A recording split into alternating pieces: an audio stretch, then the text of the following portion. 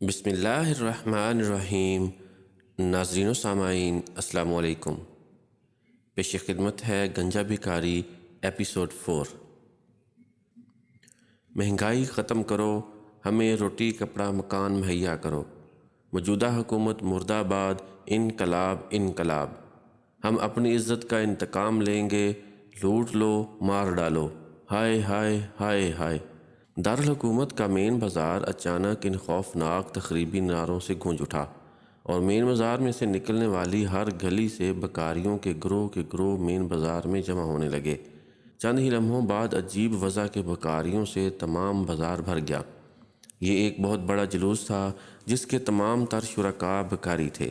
عجیب و غریب ہیئت، ننگے، پیوند زدہ، وحشت زدہ، پاگلوں کی طرح اچھل اچھل کر یہ خوفناک نعرے لگا رہے تھے۔ مین بازار بڑی بڑی دکانوں پر مشتمل تھا جن کے اندر کروڑوں روپے کا سامان بھرا ہوا تھا۔ بازار گاہکوں سے بھرا ہوا تھا۔ تمام لوگ سائیڈوں میں ہٹ گئے اور دکانداروں سمیت تمام لوگ دلچسپی سے اس منفرد جلوس کو دیکھنے لگے۔ لوٹو مارو، آگ لگا دو ان سرمایہ داروں کو۔ اچانک جلوس سے ایک زوردار نعرہ گونجا، اور پھر دیکھتے ہی دیکھتے بازار میں بھاگ دوڑ مچ گئی۔ بھکاری دیوانہ وار دکانوں میں گھس گئے اور انہوں نے لوٹ مار شروع کر دی۔ لوٹ مار کے ساتھ ہی اچانک چند بھکاریوں نے ہاتھ میں پکڑے ہوئے تھیلوں میں سے ریوالور نکال لیے، اور پھر پورا بازار فائرنگ سے گونج اٹھا۔ اس ساتھ ہی چیخوں اور کراہوں کا ایک طوفان اٹھا، اور پھر دکانوں سے آگ کے شعلے بلند ہونے لگے۔ سارے بازار میں ایک خوفناک ادھم مچ گیا تھا۔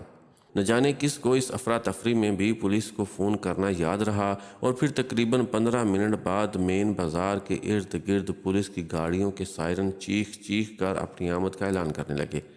پھر پولیس کے دستے رائفلیں اٹھائے مین بازار میں گھس آئے۔ سائرنوں کی آواز ہوتے ہی بازار میں ہونے والی بے تحاشا فائرنگ اچانک رک گئی، اور لوٹ مار کرنے والے بھکاری نزدیکی گلیوں میں بھاگنے لگے۔ اس وقت جب پولیس کے دستے مین بازار میں گھسے، بازار میں کوئی بھکاری نظر نہ آ رہا تھا۔ ہر طرف مردہ اور زخمی مرد، عورت اور بچے پڑے ہوئے تھے۔ تمام سڑک پر خون پھیلا ہوا تھا، اور آگ پوری تیزی سے مختلف دکانوں کو اپنی لپیٹ میں لے رہی تھی۔ چند لمحوں بعد وہاں فائر بریگیڈ اور ایمبولینس گاڑیاں پہنچ گئیں، اور زخمیوں اور لاشوں کو تیزی سے ایمبولینس گاڑیوں میں ڈال کر ہسپتال پہنچایا جانے لگا۔ مین بازار میں پولیس ہی پولیس پھیل گئی۔ پولیس کے بہت سے دستے مختلف گلیوں میں بھکاریوں کے پیچھے بھاگنے لگے، مگر بھکاری تو اس طرح غائب ہو گئے تھے جیسے گدھے کے سر سے سینگ۔ فائر بریگیڈ والے آگ کے غضبناک دیوتا سے لڑائی میں مصروف ہو گئے تھے۔ چاروں طرف ایک عجیب خوفناک سما تھا۔ پھر وہاں پولیس کی اعلیٰ افسران، کمشنر، ڈپٹی کمشنر اور اعلیٰ سرکاری حکام کا ایک جمگٹا لگ گیا۔ پریس رپورٹروں کے قلم اور پریس فوٹوگرافروں کے کیمرے تیزی سے اپنا کام کرنے لگے۔ اس لوٹ مار اور ہنگامے کی خبر تمام شہر میں جنگل کی آگ کی طرح پھیل گئی، اور سارے شہر کے لوگ یہ خوفناک اور روح فرسا منظر دیکھنے کے لیے مین بازار کی طرف امٹ پڑے۔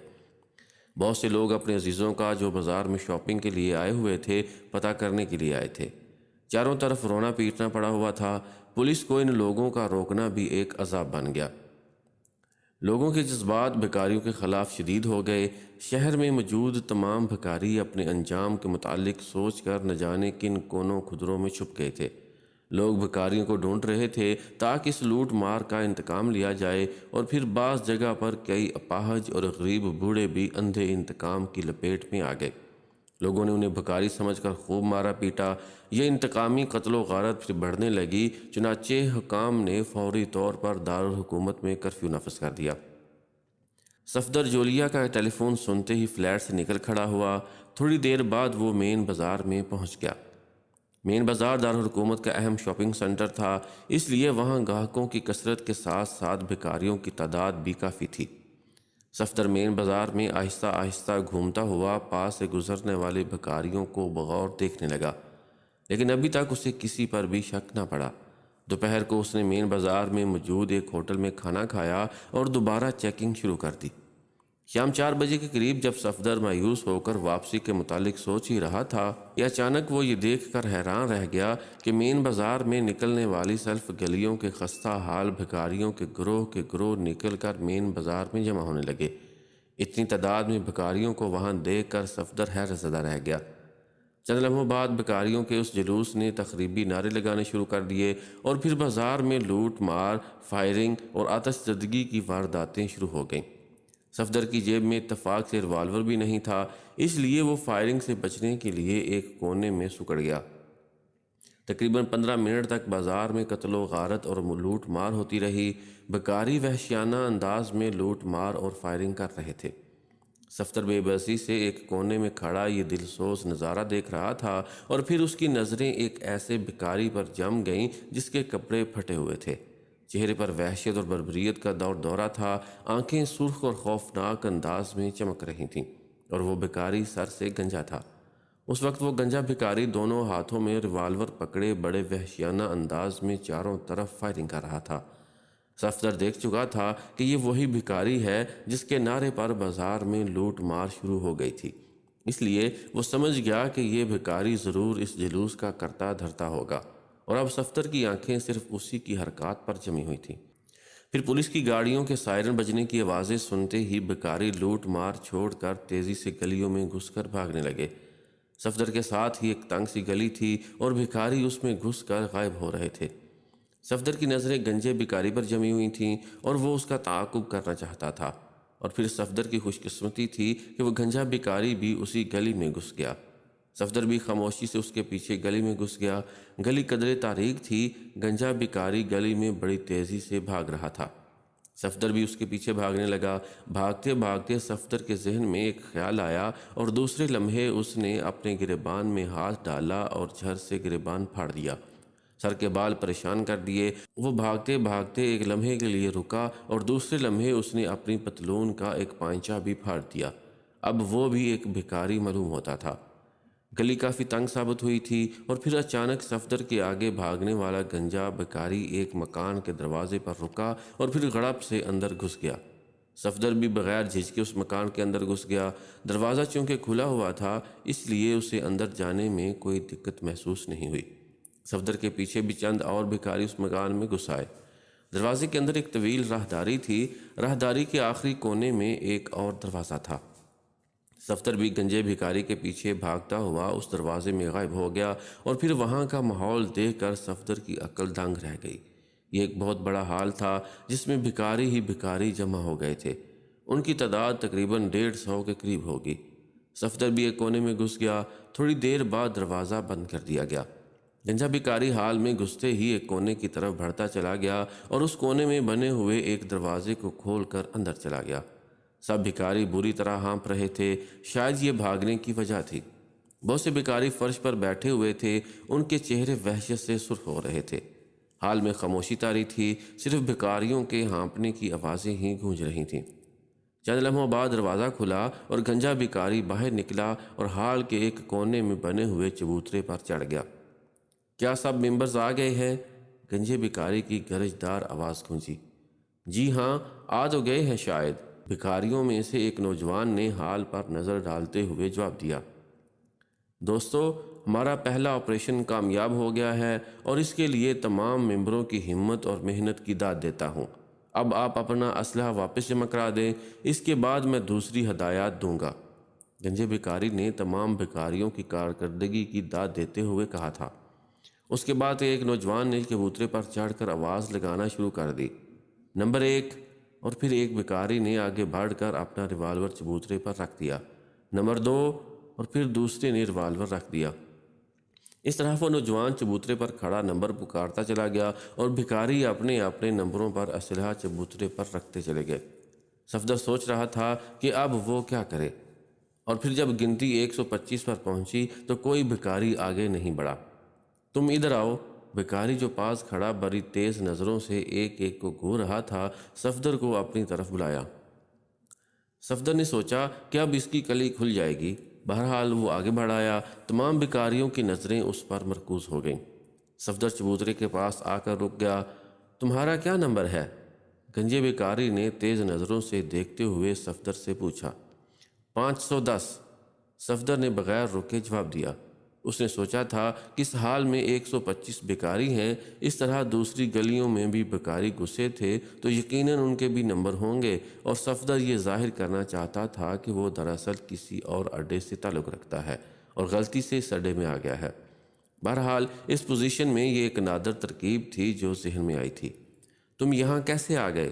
گنجے بکاری نے گرجتے ہوئے پوچھا۔ بس جلدی میں ادھر آ گیا ہوں، گلی بھول گیا تھا، صفدر نے وضاحت امیز لہجے میں جواب دیا۔ تمہارا سیکٹر نمبر کیا ہے؟ گنجے بکاری نے ایک اور سوال کیا۔ اب صفدر پھنس گیا تھا، جواب دینا بھی ضروری تھا، اس لیے اس نے فوری طور پر اندازہ لگایا کہ یہ سیکٹر نمبر 1 ہے اور یہاں کی تعداد 125 ہے، تو 500 نمبر یقیناً سیکٹر نمبر 4 ہوگا۔ اس لیے اس نے فوری طور پر جواب دیا، نمبر 4۔ شاید جواب ٹھیک تھا، اس لیے گنجا بکاری ایک لمحے کے لیے خاموش ہو گیا۔ ایک لمحہ سوچنے کے بعد اس نے کہا، تمہارا اسلحہ کہاں ہے؟ وہ گر گیا تھا، صفدر نے آہستہ سے کہا۔ تم میرے ساتھ چلو، اس نے مشکوک نظروں سے صفدر کی طرف دیکھتے ہوئے کہا اور پھر ایک چھوٹے سے دروازے کی طرف چل پڑا جہاں سے وہ باہر آیا تھا۔ صفدر بھی اس کے پیچھے پیچھے چلنے لگا۔ صفدر جب دروازے کے اندر گھسا تو اسے معلوم ہوا کہ یہ کمرہ نہیں بلکہ ایک چھوٹی سی راہداری ہے جس میں مختلف کمروں کے دروازے تھے۔ گنجا بکاری ایک دروازے پر رکا، پھر اس نے ہلکا سا دھکا دے کر دروازہ کھولا اور صفدر کو اندر چلنے کے لیے کہا۔ صفدر خاموشی سے اندر چلا گیا۔ یہ ایک خاصا وسیع کمرہ تھا۔ گنجا بکاری صفدر کے اندر جانے کے بعد خود بھی اندر آیا اور پھر اس نے دروازہ بند کر دیا۔ صفدر خاموشی سے ایک طرف کھڑا ہو گیا۔ اب بتاؤ تم کون ہو؟ گنجا بکاری اچانک ریوالور نکال کر بولا۔ بتا تو چکا ہوں، صفدر نے لاپرواہی سے کہا۔ اسے اب اطمینان ہو گیا تھا کہ اب وہ اکیلے ہیں۔ وہاں مسئلہ دوسرا تھا، وہاں 125 آدمیوں سے لڑنا ناممکن تھا۔ بتاؤ ورنہ گولی مار دوں گا، گنجے بکاری نے کرخت لہجے میں کہا۔ اس کی آنکھوں سے شعلے نکلنے لگے۔ بتا تو چکا ہوں، اور کیا بتاؤں؟ صفدر کے لہجے میں بدستور لاپرواہی تھی۔ بکواس ہے، گنجا بکاری دھاڑا۔ تم کیا چاہتے ہو؟ صفدر نے اس کی آنکھوں میں آنکھیں ڈال کر پوچھا۔ تم شرافت سے اپنی اصلیت بتلا دو، ورنہ گنجا بکاری غصے سے اپنا فکرہ مکمل نہ کر سکا۔ ورنہ تم کیا کر لو گے؟ صفدر اب کھل گیا۔ تم نے شاید ارد گرد نظر نہیں ڈالی، اسی لیے اکڑ رہے ہو، گنجے بکاری نے استفہامیہ انداز میں کہا۔ اسے چاروں طرف دیواروں سے رائفلوں کی نالیاں نکلی ہوئی نظر آئیں۔ میرے ایک اشارے پر تمہارے جسم میں کئی سوراخ ہو جائیں گے، گنجے بکاری کا لہجہ چڑھانے والا تھا۔ صفدر شش و پنج میں پڑ گیا کہ اب کیا کیا جائے۔ لیکن تم نے اپنے پیچھے نظر نہیں ڈالی، صفدر نے بھی جواباً وار کیا اور گنجا بکاری غیر اختیاری طور پر چونک کر پیچھے دیکھنے لگا۔ یہ پرانی چال کارگر ہو گئی اور گنجا بکاری مار کھا گیا۔ اس کے نظر ہٹتے ہی صفدر اچھل کر بکاری پر آ گرا۔ اس نے پھرتی سے اس کی گردن کے گرد بازو ڈال کر اسے جکڑ لیا اور خود اس کے پیچھے آ گیا، مگر دوسرے لمحے گنجے بکاری نے اپنے جسم کو ایک جھٹکا دیا اور اڑتا ہوا عین کمرے کے درمیان میں آ گرا۔ گنجے بکاری کے جسم میں گینڈے جیسی قوت تھی اور دوسرے لمحے اس نے گولی چلا دی۔ صفدر نے بچنے کی بے انتہا کوشش کی لیکن وہ بچ نہ سکا۔ اس کے منہ سے ایک خوفناک چیخ نکلی اور پھر اس کی آنکھوں میں اندھیرا پھیلتا چلا گیا، شاید موت کا اندھیرا۔ کمرے میں ناگوار سی خاموشی چھائی ہوئی تھی۔ وہ چاروں اپنی اپنی کرسیوں پر بیٹھے گہری سوچوں میں غرق تھے۔ ایسا محسوس ہوتا تھا جیسے کسی نے کمرے میں 4 بت رکھ دیے ہوں۔ چاروں افراد سیاہ لباسوں میں ملبوس تھے اور غیر ملکی تھے۔ ان کے درمیان پڑی ہوئی میز پر ایک گلدان رکھا ہوا تھا جو گلاب کے مصنوعی پھولوں پر مشتمل تھا۔ اچانک ایک پھول کی پنکھڑیاں آہستہ آہستہ بند ہونے لگیں اور وہ چاروں چونک کر اس کی طرف متوجہ ہو گئے، اور پھر دوسرے لمحے اس پھول میں سے ایک بھاری آواز آئی۔ Hello head beggars, hello head beggars, boss speaking. Yes boss, head beggars number 1 decent speaking. ان چاروں میں سے ایک نے جواب دیا۔ Head beggars number 2 also boss, دوسرے نے کہا۔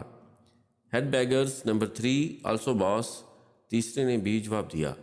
Head beggars number 4 also boss, چوتھا بھی اپنی باری پر بول پڑا۔ مشن کس سٹیج پر پہنچا ہے؟ باس نے پوچھا۔ فرسٹ آپریشن کامیاب ہو چکا ہے باس، نمبر 1 نے جواب دیا۔ کوئی دقت یا پریشانی تو نہیں ہوئی؟ باس کی آواز میں قدرے اطمینان شامل تھا۔ نو سر، نمبر 1 ہی نے جواب دیتے ہوئے کہا۔ باقی تینوں خاموش بیٹھے رہے۔ اوکے، مجھے خوشی ہے کہ تم نے اپنا کام صحیح طریقے سے انجام دیا ہے، باس کی آواز تحسین امیز تھی۔ نمبر 2، باس کی آواز آئی۔ یس باس، نمبر 2 نے مؤدبانہ لہجے میں جواب دیا۔ کیا پروگرام ہے؟ آج آپریشن شروع ہوگا باس۔ تیاریاں مکمل ہیں؟ یس باس، آپریشن ہر قیمت پر کامیاب ہونا چاہیے۔ کامیابی ہوگی باس، آپ بے فکر رہیں۔ نمبر 2 کی آواز میں اعتماد تھا۔ Okay, wish you good look. Number 3، تمہارے پروگرام کا کیا بنا؟ باس، میرے آدمی عمران کی تلاش میں ہے لیکن وہ مل نہیں رہا۔ تم کچھ ڈھیلے جا رہے ہو نمبر 3۔ باس کی آواز میں کرختگی آ گئی۔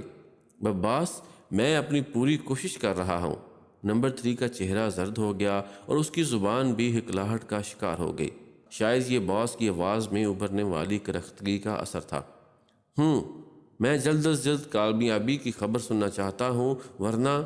باس نے جان بوجھ کر فکرہ نامکمل چھوڑ دیا اور نمبر 3 کو ایسا محسوس ہوا جیسے اس کے جسم میں سردی کی تیز لہر دوڑ گئی ہو۔ نمبر 4، تمہاری کیا پوزیشن ہے؟ باس اب نمبر 4 سے مخاطب تھا۔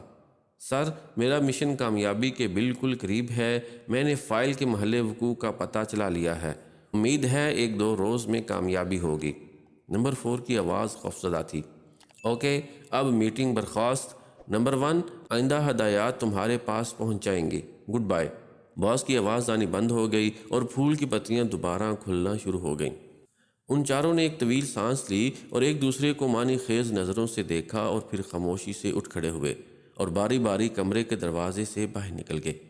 کمرے سے باہر نکل کر نمبر 2 آہستہ آہستہ قدم اٹھاتا ہوا برآمدے سے ہو کر پورچ تک پہنچا اور پھر پورچ میں کھڑی کار میں بیٹھ گیا۔ دوسرے لمحے کار تیزی سے چلتی ہوئی اس عمارت سے باہر نکل گئی۔ اب کار کا رخ شہر کی طرف تھا۔ نمبر 2 کار چلاتے ہوئے کسی گہری سوچ میں غرق تھا۔ تھوڑی دیر بعد کار آفتاب کالونی کے ایک بنگلے کے سامنے جا کر رک گئی۔ بنگلے کا پھاٹک بند تھا۔ نمبر 2 نے ہارن دیا۔ چند ہی لمحوں بعد پھاٹک کھل گیا اور نمبر 2 کار اندر لیتا چلا گیا۔ پورچ میں کار روک کر وہ نیچے اترا اور برآمدے سے ہوتا ہوا ایک کمرے میں آیا۔ یہ کمرہ ساز و سامان کے لحاظ سے خوابگاہ معلوم ہوتا تھا۔ نمبر 2 نے کمرے میں پڑی ایک مسہری کے نیچے ہاتھ ڈالا۔ ایک ہلکی سی کھٹک کی آواز آئی اور کمرے کا فرش بائیں کونے سے ہٹتا چلا گیا۔ وہاں سیڑھیاں نمودار ہو گئیں۔ اس نے خوابگاہ کا دروازہ اندر سے لاک کیا اور پھر سیڑھیاں اترنے لگا۔ پھر جیسے ہی اس نے چوتھی سیڑھی پر قدم رکھا، خلا خود بخود بند ہو گیا۔ سیڑھیاں تقریباً 20 کے قریب تھیں اور جہاں سیڑھیاں ختم ہوتی تھیں وہاں ایک دروازہ تھا۔ اس نے جیب میں سے چابیاں نکال کر لاک کھولا اور پھر دروازہ کھول کر اندر داخل ہو گیا۔ یہ ایک چھوٹا سا کمرہ تھا جس میں چاروں طرف مختلف قسم کی پیچیدہ مشینیں نصب تھیں۔ نمبر 2 ایک مشین کے سامنے رکھی ہوئی کرسی پر بیٹھ گیا۔ اس مشین پر ایک چھوٹی سی سکرین نصب تھی۔ اس نے ایک سرخ رنگ کا بٹن دبا دیا تو مشین میں زندگی کی لہر دوڑ گئی۔ مشین پر لگے ہوئے مختلف رنگوں کے چھوٹے چھوٹے بلب جلنے بجھنے لگے اور مشین نے زوں زوں کی آوازیں نکلنے لگیں۔ اس نے مشین کے ساتھ لگا ہوا ہیڈ فون اٹھایا اور اسے کانوں پر چڑھا لیا۔ پھر ایک اور بٹن دبا دیا۔ سکرین پر روشنی ہو گئی اور زوں زوں کی آواز تیز ہو گئی۔ بلب اور زیادہ تیزی سے جلنے بجھنے لگا۔ سکرین ابھی تک سپاٹ تھی۔ اس پر باریک باریک لہروں کا جال سا بنا ہوا تھا جو برق کی طرح کوند رہی تھیں۔ ایک لمحے تک وہ بغور مشین پر لگے ہوئے ایک بڑے ڈائل کو دیکھتا رہا جس میں لگی ہوئی سرخ سوئی آہستہ آہستہ 0 کے ہندسے سے آگے بڑھ رہی تھی۔ پھر جب سوئی 25 کے ہندسے پر پہنچی تو اس نے مشین کی سائڈ پر لگی ہوئی ایک چوک کھینچ لی۔ سوئی وہیں رک گئی اور اب اسکرین پر ایک کمرے کے وسیع ہال کا منظر ابھر رہا تھا۔ منظر لمحہ بلمحہ واضح ہوتا چلا گیا۔ یہ ایک بہت بڑا ہال تھا جس میں بے شمار مشینیں فٹ تھیں اور تقریباً 20 آدمی ان مشینوں کے سامنے بیٹھے کام کر رہے تھے۔ ان سب کو کام میں لگا دیکھ کر نمبر 2 کے چہرے پر ہلکی سی مسکراہٹ دوڑ گئی۔ اس نے میز کی دراز کھول کر ایک نقشہ نکالا اور پھر نقشے کو سامنے پھیلا کر اسے بغور دیکھنے لگا۔ چند لمحے سوچنے کے بعد اس نے ایک جگہ پر سرخ پینسل سے گول دائرہ بنایا اور پھر مشین کا ایک بٹن دبا دیا۔ بٹن دبتے ہی اس نے دیکھا کہ ہال میں کام کرنے والے تمام افراد چونک پڑے۔ پھر ان میں سے ایک آدمی نے جو بائیں کونے پر ایک مشین کے سامنے بیٹھا تھا پھرتی سے اپنے سامنے رکھی ہوئی مشین کا بٹن دبا دیا۔ ہیلو باس، نمبر 2 اسپیکنگ، ہال میں موجود نوجوان نے کہا۔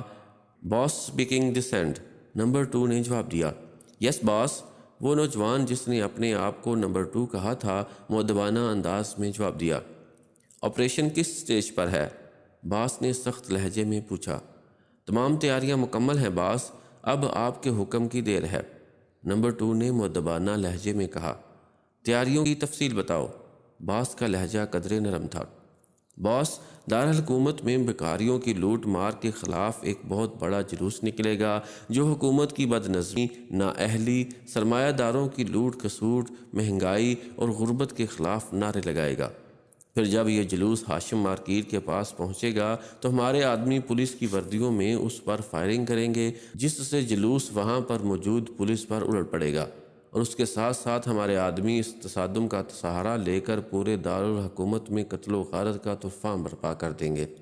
تمام بڑی بڑی سرکاری عمارتوں، سفارت خانوں کو آگ لگا دی جائے گی اور اس طرح ہمارا آپریشن کامیاب ہو جائے گا۔ نمبر 2 نے تفصیل بتاتے ہوئے کہا۔ جلوس کی تمام تیاریاں مکمل ہیں؟ باس نے پوچھا۔ یس باس، تمام آدمی تیار ہیں اور اس وقت سیکٹر نمبر 1 پر موجود ہیں۔ انہیں اسلحہ دے دیا گیا ہے، نمبر 2 نے جواب دیا۔ کرفیو کس وقت ختم ہو رہا ہے؟ باس نے پوچھا۔ اب سے 2 گھنٹے بعد، نمبر 2 نے جواب دیا۔ ٹھیک ہے، کرفیو ختم ہونے کے 1 گھنٹے بعد آپریشن شروع کر دیا جائے، اس کے لیے اب مزید آرڈر کی ضرورت نہیں، باس نے کہا۔ اوکے باس، نمبر 2 بولا۔ Wish you good luck, good bye نے کہا اور پھر بٹن دبا دیا۔ مشین بند ہو گئی اور اس کے ساتھ ہی سکرین بھی تاریک ہو گئی۔ ریوالور ہاتھ سے نکلتے ہی اس نے چونک کر دیکھا تو اسے بائیں کونے میں بھی خلا نظر آیا، جس میں ایک شخص ہاتھ میں ریوالور لیے کھڑا تھا۔ اپنے ہاتھ اوپر کر لو، اس نے بھکاری کو حکم دیا۔ بھکاری نے خاموشی سے ہاتھ اٹھا دیے۔ اب اس منحنی آواز والے کووی ہیکر شخص نے بھی آگے بڑھ کر ریوالور اٹھا لیا۔ مارٹن، اسے لے کر فوراً روم نمبر 4 میں پہنچو، نووارد نے کووی ہیکر شخص کو حکم دیا۔ اوکے باس، مارٹن نے جواب دیا۔ چلو اندر، مارٹن نے ریوالور بھکاری کی کمر سے لگا کر اسے خلا کی طرف چلنے کا اشارہ کیا۔ بھکاری خاموشی سے اندر گھس گیا۔ یہ ایک طویل گیلری تھی اور پھر ایک دروازے پر پہنچ کر مارٹن نے بھکاری کو رکنے کا حکم دیا۔ بھکاری رک گیا۔ دروازے پر دستک دو، مارٹن نے حکم دیا۔ بھکاری نے حکم کی تعمیل کی اور دستک دیتے ہی دروازہ کھل گیا۔ چلو اندر چلو، مارٹن نے کہا، اور پھر بھکاری کے اندر جانے کے بعد مارٹن بھی اندر داخل ہو گیا۔ بھکاری نے اندر داخل ہوتے ہی آنکھیں پھاڑ پھاڑ کر ادھر ادھر دیکھا۔ سامنے ہی 2 ستونوں سے ایک عورت اور ایک مرد رسیوں سے بندھے کھڑے تھے۔ یہ جولیا اور کیپٹن شکیل تھے۔ وہاں ان دونوں کے علاوہ 2 اور شخص بھی منہ پر نقاب چڑھائے موجود تھے۔ اسے سامنے والے ستون سے باندھ دو، ان میں سے ایک نقاب پوش نے مارٹن کو حکم دیا۔ یہ وہی آواز تھی جس نے پہلے کمرے میں بھکاری کا ریوالور گرا دیا تھا۔ لیکن میرا جرم کیا ہے؟ بھکاری نے پہلی دفعہ زبان کھولی۔ ابھی پتہ چل جائے گا، نقاب پوش نے جواب دیا۔ چلو بھائی، باندھ لو، تمہاری مرضی، بھکاری نے کہا، اور پھر مارٹن نے اسے ایک ستون سے رسیوں سے اچھی طرح کس کر باندھ دیا۔ تم بھکاریوں کو بغور کس لیے دیکھ رہے تھے؟ نقاب پوش نے کیپٹن شکیل سے پوچھا۔ میں خود بھکاری بننا چاہتا تھا، اس لیے بھکاریوں کی نفسیات کا مطالعہ کر رہا تھا، کیپٹن شکیل نے اطمینان سے جواب دیا۔ اور تم لڑکی، کیا تم بھی بھکاری بننا چاہتی تھی؟ نقاب پوش اب وہ جولیا کی طرف مڑ گیا۔ جولیا خاموش رہی۔ جواب دو لڑکی، ورنہ… نقاب پوش جولیا کی خاموشی سے جھنجھلا گیا۔ کیا جواب دوں؟ تم خواہ مخواہ کسی غلط فہمی میں مجھے پکڑ لائے ہو، میرا بھکاریوں سے کیا تعلق؟ جولیا نے لاپرواہی سے جواب دیا۔ اور تم اس عمارت میں کیوں گھسے تھے؟ اب نقاب پوش بھکاری سے مخاطب ہوا۔ ایسا محسوس ہوتا تھا جیسے وہ تینوں کا انٹرویو لے رہا ہو۔ ظاہر ہے بھیک مانگنے آیا ہوں گا، بھکاری نے بڑے اطمینان سے جواب دیا۔ کیا تمہارے نزدیک بھیک مانگنے کا یہی طریقہ ہے؟ نقاب پوش نے طنزیہ لہجے میں پوچھا۔ اگر اس سے اچھا طریقہ تم جانتے ہو تو وہ بتا دو، بھکاری نے جواب دیا۔ ظاہر ہے چوٹ براہ راست نقاب پوش پر گئی تھی، اس لیے وہ غصے سے دھاڑتا ہوا بولا، شٹ اپ، اب تک میں شرافت سے پوچھ رہا تھا، اب میں دیکھوں گا کہ تم صحیح بات کس طرح نہیں اگلتے۔ مارٹن، کوڑا لاؤ، نقاب پوش نے مارٹن کو حکم دیا جو ایک طرف خاموشی سے کھڑا تھا۔ یس باس، مارٹن نے کہا، اور پھر وہ دروازہ کھول کر باہر نکل گیا۔ نقاب پوش وہیں ٹہلنے لگا۔ دوسرا نقاب پوش خاموشی سے ایک طرف کھڑا تھا۔ چند لمحے بعد مارٹن ہاتھ میں کوڑا لیے واپس آ گیا اور اس نے کوڑا بڑے مؤدبانہ انداز میں نقاب پوش کی طرف بڑھا دیا۔ کیا اب بھی تم نہیں بتاؤ گے کہ تم لوگ کون ہو؟ نقاب پوش نے ہاتھ میں کوڑا لہراتے ہوئے ان تینوں سے پوچھا۔ کم از کم میں تو بتا دیتا ہوں، بکاری نے خوف زدہ لہجے میں کہا۔ بتاؤ، نقاب پوش نے کوڑا فضا میں لہرایا اور ایک زوردار آواز نکلی۔ میں بکاری خوف کی وجہ سے ہکلا رہا تھا۔ ہاں ہاں بتاؤ، ڈرو مت، اگر تم صحیح بتا دو گے تو میں نرمی بھی برت سکتا ہوں۔ نقاب پوش کی آواز بے حد نرم تھی۔ میں بکاری ابھی تک خوف زدہ تھا۔ کیا میں لگا رکھی ہے، جلدی بتاؤ۔ نقاب پوش کو اب غصہ آ گیا تھا۔ میں بکاری ہوں، بکاری نے فکرہ پورا کر دیا۔ اوہ، تم میرا مذاق اڑا رہے ہو؟ نقاب پوش غصے کی شدت سے دھاڑا اور پھر اس سے پہلے کہ وہ کوڑا لہراتے ہوئے بکاری کی طرف بڑھتا، کمرہ سیٹی کی تیز آواز سے گونج اٹھا۔ نقاب پوش نے چونک کر ہاتھ روک لیا۔ دوسرے لمحے وہ کوڑا لیے ایک کونے میں رکھی ہوئی ایک میز کی طرف بڑھا۔ میز پر ایک ٹرانسمیٹر نما مشین رکھی ہوئی تھی اور سیٹی کی آواز اسی میں سے نکل رہی تھی۔ نقاب پوش نے کوڑا ایک طرف رکھا اور خود مشین کے سامنے پڑی ہوئی کرسی پر بیٹھ گیا۔ اس نے ہاتھ بڑھا کر ایک بٹن دبا دیا۔ سیٹی کی آواز ایک دم رک گئی اور اس کے ساتھ ہی ایک تیز آواز گونجنے لگی۔ Hello hello baby, hello hello baby, over. Yes baby speaking, over, نقاب پوش نے کرخت آواز میں کہا۔ باس، ایک اہم پرابلم درپیش ہے۔ دوسری طرف سے آنے والی آواز میں پریشانی نمایاں تھی۔ 1 منٹ ہولڈ آن کرو، نقاب پوش نے فوراً کہا اور پھر اس نے پلٹ کر مارٹن کو حکم دیا۔ مارٹن، ان تینوں کو فی الحال روم نمبر 3 اور 2 میں بند کر دو، میں بعد میں ان سے نپٹوں گا۔ اوکے باس، مارٹن نے مؤدبانہ انداز میں جواب دیا اور پھر اس نے جولیا کو کھولا اور ریوالور کی نالی اس کے پشت پر لگا کر اسے باہر لے گیا۔ چند منٹ بعد وہ واپس آیا اور اس نے کیپٹن شکیل کو کھولا اور باہر لے گیا اور پھر اس نے بکاری کو بھی کھول کر اس کی پشت سے ریوالور لگایا اور باہر لے گیا۔ گیلری میں آ کر اس نے ایک دروازہ کھولا اور بکاری کو اندر چلنے کا اشارہ کیا۔ بکاری خاموشی سے اندر چلا گیا۔ بکاری کے اندر جاتے ہی اس نے دروازہ باہر سے بند کر دیا۔ بکاری جیسے ہی اندر داخل ہوا، اس نے دیکھا کہ کمرہ تو بالکل خالی ہے اور باہر کا دروازہ بھی بند ہو گیا۔ دروازہ بند ہوتے ہی ایک کھٹکا ہوا اور سامنے کی دیوار میں خلا پیدا ہو گیا۔ بکاری اس خلا میں داخل ہو گیا۔ اس کے داخل ہوتے ہی خلا دوبارہ برابر ہو گیا۔ یہ ایک وسیع کمرہ تھا جس میں اس سے پہلے 3 آدمی موجود تھے۔ بکاری جیسے ہی اندر داخل ہوا، اسے ایسا محسوس ہوا جیسے اس کا دماغ پھٹ کر 1000 ٹکڑوں میں تقسیم ہو جائے گا۔ اس کی آنکھیں حیرت کی شدت سے پھٹ گئیں اور وہ سامنے یوں دیکھ رہا تھا جیسے اس نے اپنی زندگی کی سب سے حیرت انگیز چیز دیکھ لی ہو۔